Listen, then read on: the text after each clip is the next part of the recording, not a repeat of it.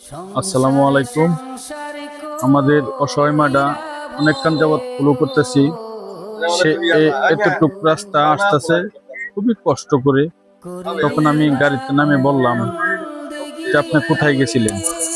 তো আমি গেছিলাম একটু গোস্ত চাওয়ার জন্য। আসলে একটু গোস্ত পাইছে।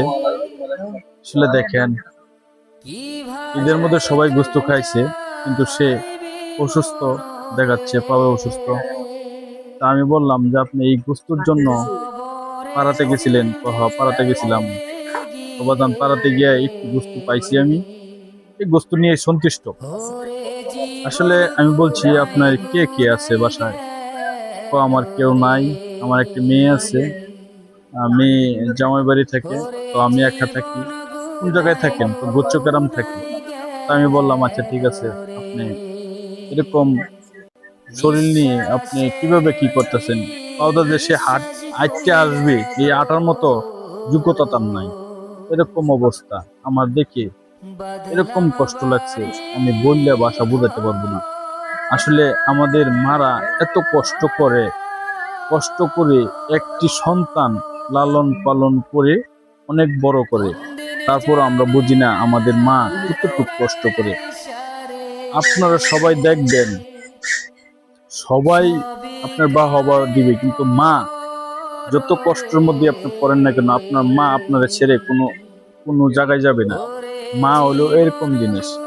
তো আমি সবাইকে বলবো, এরকম অসহায় মা যার বাড়ির আশেপাশে আছে, সবাই এই অসহায় মাদের পাশে দাঁড়াবেন।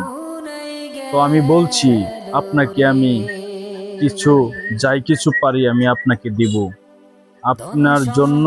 আসলে আপনারা এরকম একবার অসহায় মাদেরই আমি খুঁজে খুঁজে খুঁজে বের করে, হ্যাঁ, আমি যতটুকু পারি আমি অতটুকু দেওয়ার জন্য চেষ্টা করি। আর সবাই আমার লাইভটা দেখবেন, আমার ভিডিওটা দেখবেন। আমি বলছি আপনার কিছু টাকা দিব। তখন টাকা পকেটে বাইর করলাম, সে খুশি হয়েছে আমার টাকা দেখেই। আমারে বলতেছে আমি ঠ্যাং নিয়ে হাঁটতে পারি না। আমি বললাম আপনি ওষুধ কিনে খাবেন। ওষুধ কিনে খাবেন আপনি?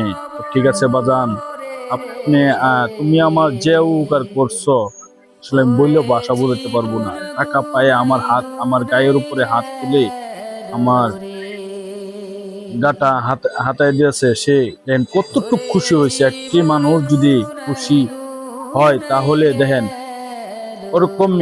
ওরকম টাইমে কিরকম লাগে মনটা। আমি বললাম ঠিক আছে, আরো টাকা নেন, আপনি নিয়ে ওষুধ খাবেন। তো ঠিক আছে বাদান, আর লাগবে না, এতেই আমি সন্তুষ্ট। খুব খুশি হয়েছে। আসলে দেখেন, একটি গরিব অসহায় মার একটু হাসি ফুটালে বেশি কিছু লাগে না, অল্প কিছু দিলেই তারা অল্পতেই খুশি। তো সবাই দোয়া করবেন আমার জন্য।